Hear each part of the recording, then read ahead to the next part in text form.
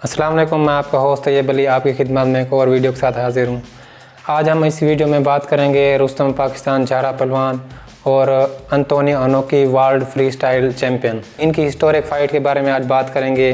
काफ़ी सारी कंट्रोवर्सीज इस कुश्ती के साथ जुड़ी हुई हैं। पाकिस्तान के तारीख़ की सबसे बड़ी कुश्ती में ये शुमार होती है। काफ़ी सारे लोग ये इल्ज़ाम करते रहे हैं कि ये कुश्ती फ़िक्स थी, ये कुश्ती नूरा थी। आज तक इन चीज़ों पर किसी ने भी कोई क्लियर नहीं की ये कुश्ती का मामला क्या था, ये क्या तनाज़ात थे, क्या चीज़ें जुड़ी हुई थी और क्या क्या एतराज़ात थे। किसी ने भी खुलकर इस बारे में बात नहीं की। तो हम कोशिश करेंगे वो सारे हक़ आपके सामने रखें तो आपको ये चीज़ क्लियर हो जाए कि असल मामला क्या था। चलिए वीडियो को शुरू करते हैं। सबसे पहले इस कुश्ती का बैकग्राउंड देख लेते हैं। गामा ख़ानदान और अंतोनियो अनोकी के दरमियान ये राइवलरी कैसे चली। जब अंतोनियो अनोकी और अक्की पहलवान का मुकाबला हुआ तो उस वक्त गोगा पहलवान बहुत बड़े कंटेंडर थे अनोकी पहलवान के। लेकिन सलीम सादिक जो उस वक्त के प्रमोटर थे इस कुश्ती के, उन्होंने कहा कि हमें गोगा नहीं, हमें अक्की पहलवान चाहिए। अक्की पहलवान की पॉपुलैरिटी ज़्यादा है और वो ज़्यादा अट्रैक्ट करेंगे लोगों को और इससे ज़्यादा मुनाफा होगा। हालांकि उस वक्त अक्की पहलवान की उम्र 46 ईयर थी और वो शुगर के मर्ज़ में मुब्तला थे और इतनी ज़्यादा मेहनत भी नहीं करते थे। तो लेकिन उनके इसरार पर भोलू बरदर मान गए और उन्होंने अंडर एस्टिमेट किया अनोकी पहलवान की पावर को और अक्की पहलवान के लिए उन्होंने हामी भर दी। आप लोगों को बता दें कि अक्की पहलवान का कंधा पहले ही किसी और कुश्ती में उतरा हुआ था। तो इस तरह जब ये कुश्ती होनी थी तो भोलू बरदर अक्की पहलवान को इतना ज़्यादा तैयारी भी नहीं करा पाए क्योंकि वो शुगर के मर्ज़ में मुब्तला थे और उम्र भी काफ़ी हो चुकी थी। तो बहुत ज़्यादा इनको डिफ़िकल्टीज़ हुई उनकी तैयारी में। ये कुश्ती तकरीबन 3 राउंड तक चली और 3 राउंड में अक्की पहलवान उन पर अंतोनियो अनोकी पर हावी रहे। देसी कुश्ती के हिसाब से अक्की पहलवान ने उनको आते ही गिरा लिया था। फिर ऐसा हुआ कि अंतोनियो अनोकी बार बार उसी बाजू पर अटैक कर रहे थे जो उनका उतरा हुआ था पहले से। बाद में ये भी इल्ज़ाम लगाया गया कि ये सलीम सादिक या उनके लोगों ने अनोकी पहलवान को ये चीज़ बताई थी कि अक्की पहलवान का ये कंधा उतरा हुआ है। इस वजह से वो बार बार उसी कंधे पर अटैक कर रहे थे और जिसकी वजह से वो कंधा उतर गया और वो कुश्ती लड़ने के काबिल ना रहे। हालांकि वो कुश्ती लड़ना चाहते थे लेकिन भोलू बरदर ने खुद ही इंटरप्शन करके ये कुश्ती रुकवा दी और इस तरह ये कुश्ती अनोकी पहलवान को दी गई। तो उस वक्त झारा पहलवान छोटे थे और वो भी ये कुश्ती लाइव मनाजिर देख रहे थे और उनके अंदर ये जोश जज्बा जाग उठा था कि मैंने इस पहलवान को गिराना है। फिर दोबारा अनोकी पहलवान की कुश्ती करानी थी गोगा पहलवान के साथ और उनकी तैयारी करवानी थी। लेकिन उस वक्त रुस्तम हिंद इमाम बख्श पहलवान जिंदा थे। उन्होंने भोलू पहलवान को मशवरा दिया कि गोगे पहलवान को तैयार ना करो बल्कि झारा पहलवान को तैयार करो, उसकी कुश्ती अनोखी के साथ होनी चाहिए। तो भोलू बरदर ने अपने वालिद की बात सुनी और उन्होंने झारा पहलवान को 2 साल कड़ी मुशक्क़त और मेहनत कराने के बाद तैयार किया। और इस तरह सलीम सादिक के साथ एक मीटिंग रखी गई और भोलू बरदर के कुछ लोग वहाँ पर उनके साथ गए। उन्होंने मीटिंग की कि अनोखी पहलवान को बुलाया जाए और ये कुश्ती कराई जाए। तो सलीम सादिक ने ये शर्त रख दी कि कुश्ती एक नहीं, कुश्तियाँ 2 होंगी। एक कुश्ती कराची में होगी जिसका सारा पैसा और क्रेडिट वो मैं लूँगा और दूसरी कुश्ती होगी लाहौर में। इस तरह उनके दरमियान ये तय पा गया और ये कुश्ती तय हो गई। तो इस तरह कुश्ती से पहले एक कॉन्फ्रेंस रखी गई। उस कॉन्फ्रेंस में बाकायदा तौर पर यह कहा गया कि इस कुश्ती के 5 राउंड होंगे। अगर 5 राउंड में भी वो फैसला ना हो सका तो 6ठा राउंड 10 मिनट का होगा और उस राउंड में फ़ैसला ज़रूर होगा इस कुश्ती। और इस कुश्ती का फ़ैसला होना था। जैसे कि आप इस वीडियो में भी देख सकते हैं, वो वीडियो भी मौजूद है जिसमें यह बाकायदा तौर पर कहा गया था कि कुश्ती के 6 राउंड होंगे। अगर 5 राउंड में फ़ैसला ना हुआ तो 6ठा राउंड ज़रूर होगा। और ये कॉन्फ्रेंस में बाकायदा तौर पर अनोकी भी साथ थे, झारा पहलवान भी साथ थे, भोलू पहलवान भी साथ थे, प्रमोटर भी साथ था। सब ने ये प्रमोटर ने खुद ही ऐलान किया था कि 6 राउंड तक कुश्ती चल सकती है अगर 5 राउंड में फ़ैसला ना हुआ तो।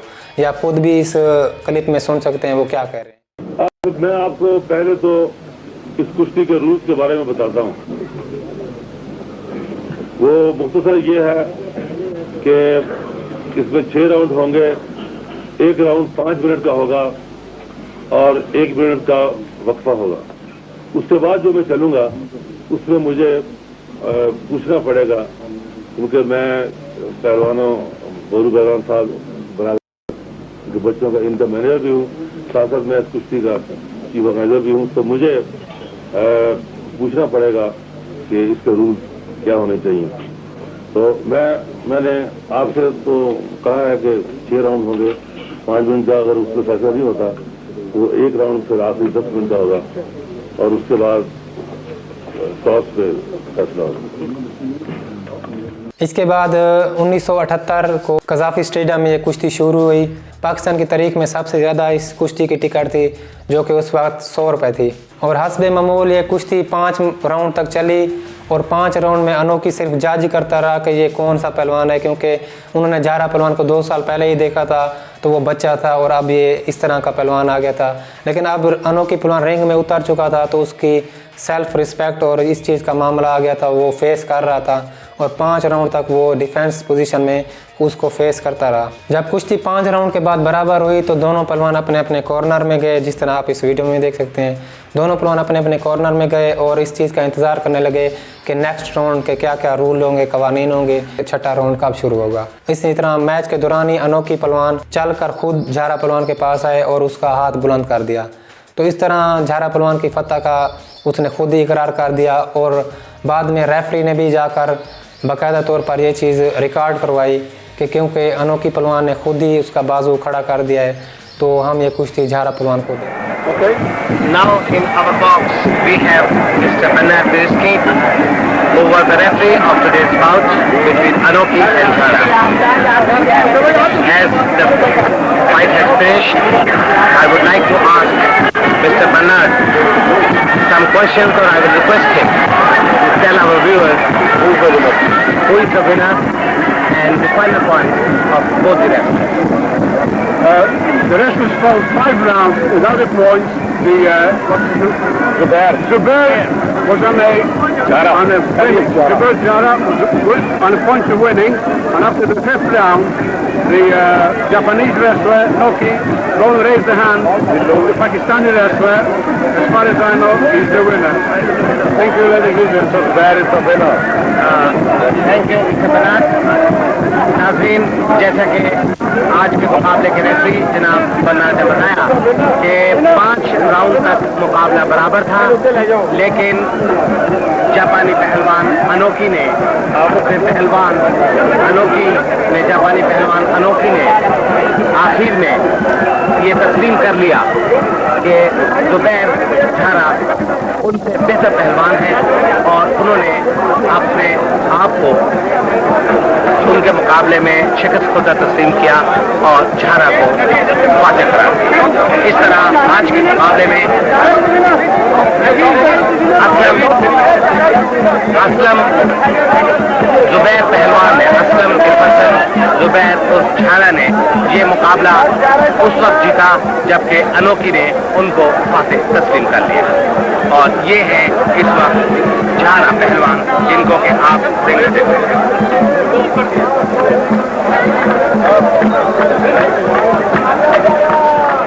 और प्रेस कॉन्फ्रेंस में जब अनोखी पहलवान से पूछा गया कि आपने छठा राउंड क्यों नहीं लड़ा और अब इस कुश्ती का क्या रिजल्ट रहा, तो अनोखी पहलवान ने यही जवाब दिया, आई एम फिनिश्ड, मैं थक चुका था और नेक्स्ट राउंड लड़ने के काबिल नहीं था। और ये भी अखबारात में उस वक्त दूसरे दिन शाये किया गया। जहाँ तक तो कुश्ती के रिज़ल्ट साफ थे, वाजे थे और अखबारात में भी यही छापा गया कि कुश्ती ज़ाहरा पहलवान ने जीत लिया। लेकिन ये नूरा कुश्ती का लफ्ज़ कहाँ से है, फिक्स मैच का लफ्ज़ कहाँ से है, बाद में ये कंट्रोवर्सी कहाँ से क्रिएट हुई, तो वो आपको यहाँ पर हम एक्सप्लेन करने की कोशिश करते हैं अभी। जैसा कि आप लोगों को पहले हम बता चुके हैं कि सलीम सादिक प्रमोटर ने कहा था कि वो 2 कुश्तियाँ रखेंगे, एक लाहौर में होगी और एक कराची में होगी। दूसरे ही दिन वो अनोखी पहलवान को लेकर कराची चले गए और वहाँ पर उन्होंने कुश्ती रखी हुई थी अजीत सिंह और अनोखी पहलवान की। तो उन्होंने क्या किया कि उनका एक फ़िक्स मैच करवाया जिसमें लाठियाँ और डंडे वगैरह का इस्तेमाल यूज़ किया गया और इस तरह उन दोनों पहलवानों का खून निकला था उस कुश्ती में। तो उस कुश्ती के साथ ये कोशिश की गई थी कि ज़ाहरा पहलवान की फतह को फीका किया जाए। फिर ये ज़ाहिर करवाया गया कि असल कुश्ती तो ये होती है जिसमें लाठियाँ और डंडे वगैरह चलते हैं और खून वगैरह निकलता है, वो तो कुश्ती नूरा थी और वो तो कुश्ती फ़िक्स थी जिसमें ये ब्लड वगैरह नहीं निकला।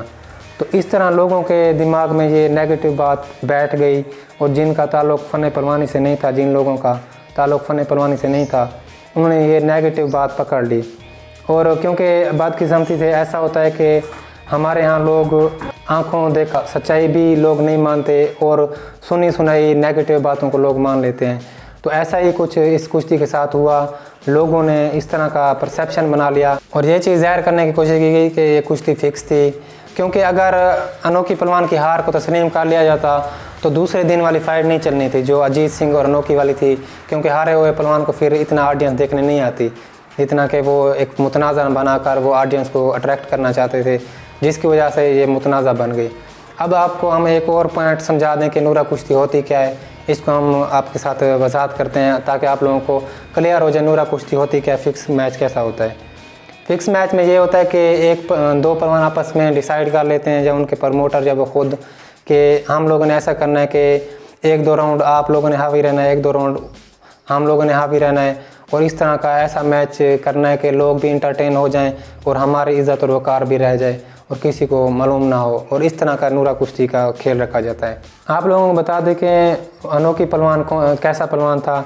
अनोखी पहलवान जब झारा पहलवान से लड़ा उस वक्त वो world heavyweight champion boxer Muhammad Ali के साथ कुश्ती कर चुका था, WWE में वो नाम कर चुका था।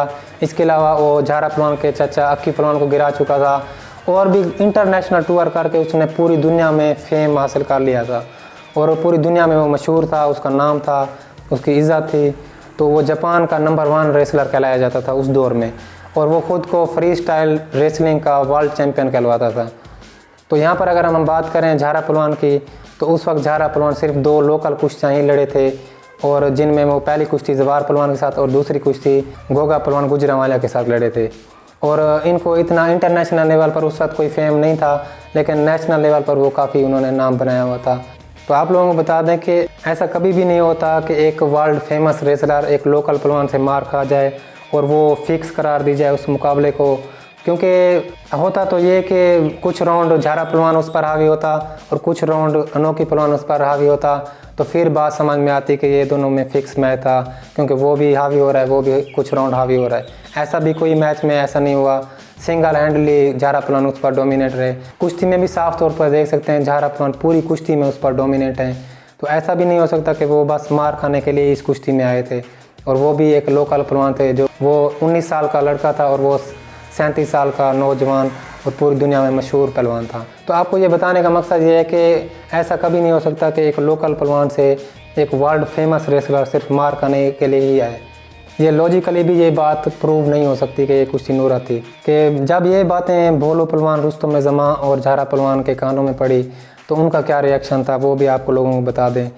जब भोलू पहलवान को ये बातें पता चली तो उन्होंने ये जवाब दिया कि अगर हमने ये कुश्ती फिक्स ही रखनी थी, नूरा ही रखनी थी, तो हमने इतनी ज़्यादा मेहनत क्यों कराई, इतनी खुराक क्यों खिलाई, इतनी मेहनत क्यों कराई।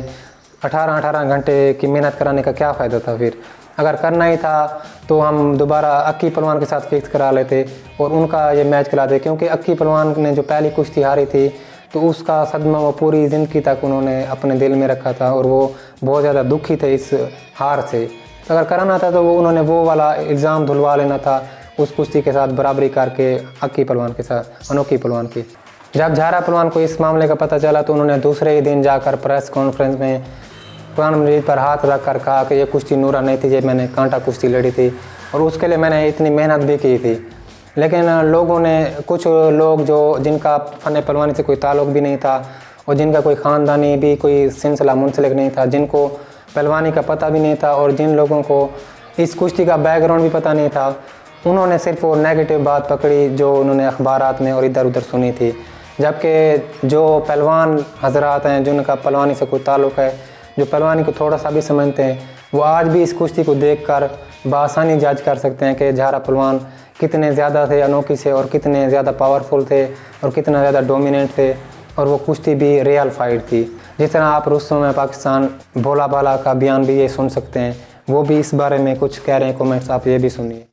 अच्छा, ਜਿਹੜੀ झारे की कुश्ती हुई है ना, वो एक खानदानी एक पहलवान सी, भवान सी, शाहजोर सी, शाहजोर नोखी। अगर 10 भवान भी होंगे तो झारा भवान तगड़ा सी।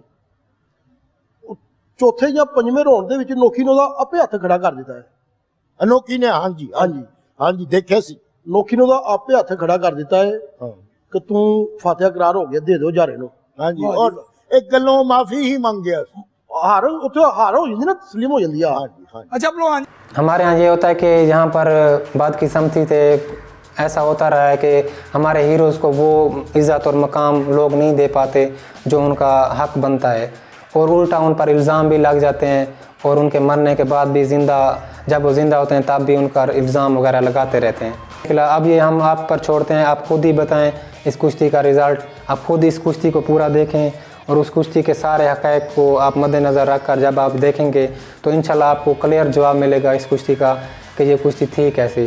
फ़न पहलवानी का आशिक होने के नाते, उसका प्रमोटर होने के नाते ये मेरा हक़ बनता था कि आप लोगों तक ये इन्फॉर्मेशन पहुँचाऊँ और मैंने अपना हक़ अदा कर दिया। अब आप लोग खुद ही जज करें कि ये कुश्ती कैसी थी। आपको ये वीडियो कैसी लगी कमेंट्स में ज़रूर बताइएगा।